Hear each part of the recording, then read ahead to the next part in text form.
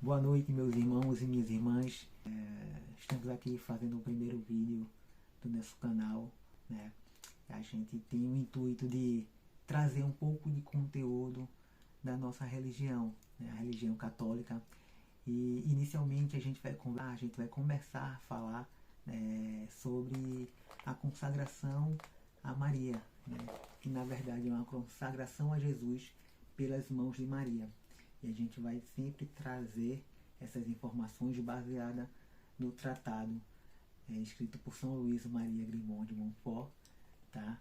Então eu espero que gostem, que acompanhem e que cada vídeo lhe tragam ainda mais conhecimento sobre essa mãe que tanto ama todos os seus filhos, né? Então vamos embora começar a falar um pouquinho sobre o autor do tratado, né? O que foi o legado e qual as obras de São Luís Maria Grignon de Montfort. Iniciando com o legado de São Luís, né, o Papa Pio XII, no seu discurso de canonização de São Luís Maria, ele falava que Luís tinha apenas um ideal em sua vida, né, que era ganhar os homens para dá-los a Deus. E para alcançar isso, Luís era perseverante na busca do santo ideal, né? E ele tinha dois polos em sua vida, que era a cruz de Jesus e a mãe de Jesus.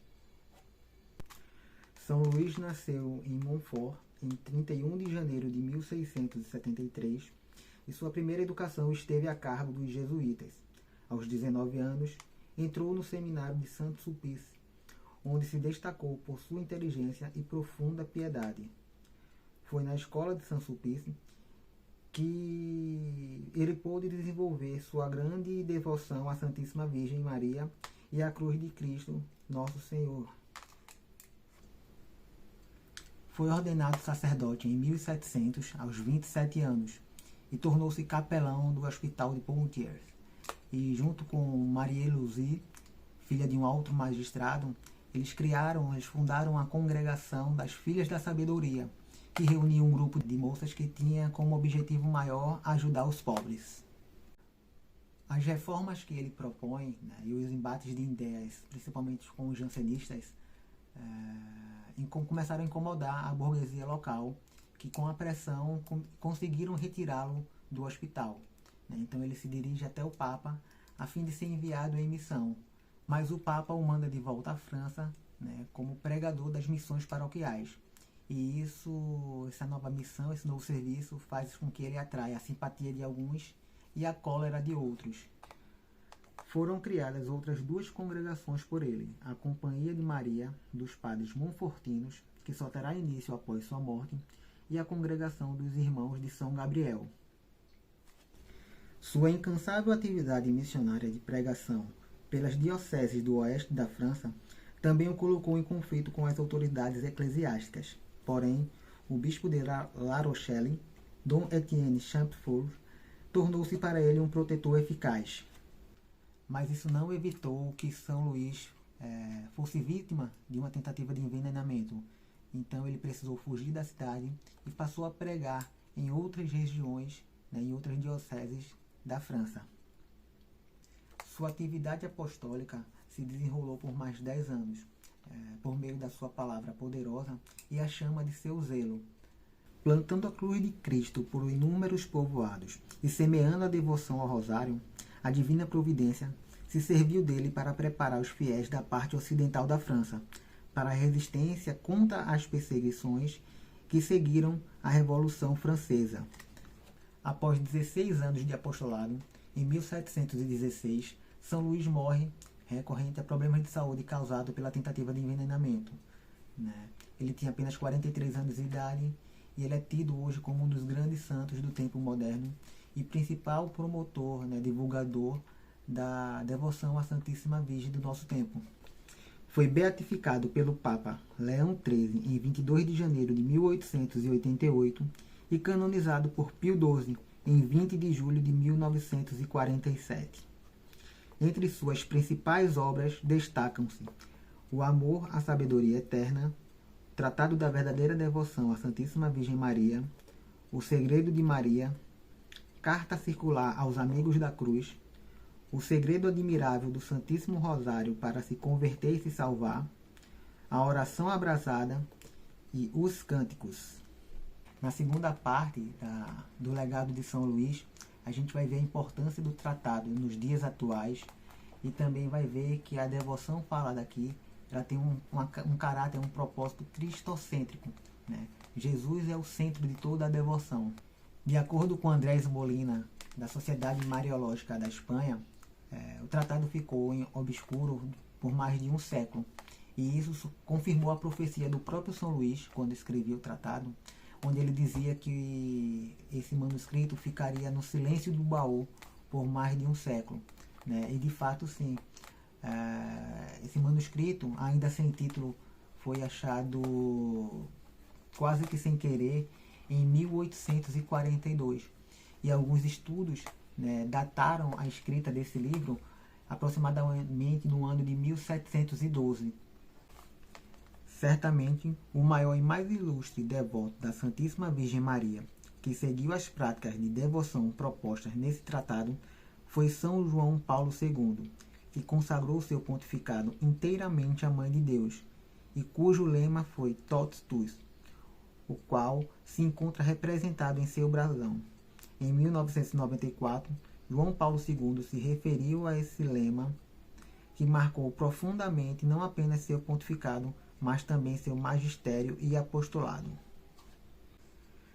Tendo se tornado um perfeito devoto dela, já antes mesmo de ocupar a Catedra de Pedro, João Paulo II inicia seu testamento espiritual, escrito originalmente em polonês e datado de 6 de março de 1979, com as palavras Totus tuus ego sum, invocando o nome da Santíssima Trindade e citando Mateus 24:42, trecho no qual Jesus convida os discípulos a orar e vigiar, pois não sabemos o dia nem a hora de sua vinda.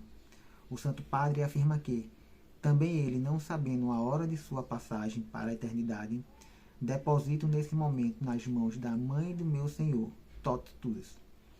Na mesma mão materna deixo tudo e todos aqueles aos quais fui associado por minha vida e minha vocação. Nessas mãos coloco, sobretudo, a Igreja, como também minha nação e toda a humanidade. E a gente vai ver mais na frente que São Luís exorta que a consagração tem que ser feita diariamente, né? Repetidamente, a cada obra, a cada serviço, a gente entregar, né? E ele fala da seguinte maneira: todo teu eu sou, e tudo o que possuo pertence a ti, ó amável Jesus, por meio de Maria, a tua Santa Mãe. E isso só demonstra que São Luís, com a sua devoção, com esse método que ele traz, ele confirma que toda essa devoção é cristocêntrica. O fim último dessa devoção tem que ser Jesus Cristo, senão seria uma falsa devoção, tá? E ele também fala que a consagração, a devoção, nada mais é do que os compromissos que a gente faz lá no batismo, né? A gente só está atualizando aquele compromisso que às vezes a gente faz por escolhas mesmo dos nossos pais. E falando nisso, né, dessa confirmação do batismo, São Luís tenta afastar qualquer deturpação que o tratado, né, que esse método de devoção possa ocorrer, né, falando que pode ser só uma mariolatria, né, ou algo desse tipo. Então ele confirma, né, que essa devoção é cristocêntrica, né? E nas palavras dele a gente vai ver o seguinte: toda a nossa perfeição consiste em sermos conforme a Jesus Cristo, estando unidos e consagrados a Ele, de modo que a mais perfeita dentre todas as devoções é, sem sombra de dúvida, aquela que nos conforma, nos une e nos consagra a Jesus Cristo. Ora, sendo Maria, dentre todas as criaturas, a mais conforme a Jesus Cristo, disto resulta que a devoção que melhor consagra e conforma uma alma ao nosso Senhor é a devoção à Santíssima Virgem Maria, sua Santa Mãe, e que, à proporção que uma alma se consagra mais a Maria, mais consagrada estará a Jesus Cristo. E assim, né, com as palavras de São Luís, a gente encerra essa primeira parte do tratado, onde a gente viu um pouquinho do legado de São Luís e a importância do tratado para os nossos dias atuais, né? E confirmando o caráter dessa devoção, né? Que é cristocêntrica, que Jesus seja o alvo, o caminho a ser percorrido e o objetivo a ser alcançado. Eu espero que gostem. No próximo vídeo a gente vai entrar, né, na parte introdutória propriamente do tratado, né, confirmando ainda mais a devoção a Jesus pelas mãos de Maria. Ok?